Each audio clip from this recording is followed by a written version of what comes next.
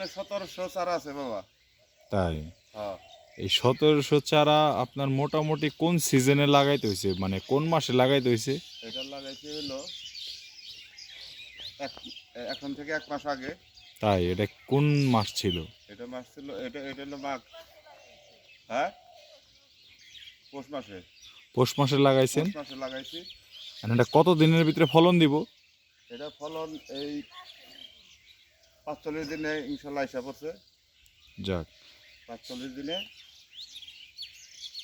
তো মোটামুটি আপনার এই কফি খেতে এনে মানে কত শতাংশ জমিতে আপনি কফি চাষ করছেন? এখানে চাষ করছিলাম আমি 26% তা কইব। তাই 26% আপনার জায়গা মোট খরচ কয় টাকা গেছে? মোটামুটি তাতে আমার এই এবারে চারার যে অবস্থা, জি আর মানুষ কৃষকবাসী যেভাবে লস খাইছে, জি। এভাবে লস, কৃষক যদি লস খায় তাহলে দেশের কোনো উন্নতি হয় না। 3-4টে কপি 20 টাকার ধারায়, এটা কৃষকের লস খাইছে। তাতে আমার এখানে খরচ অলরেডি 10,000-এর উপরে গেছে।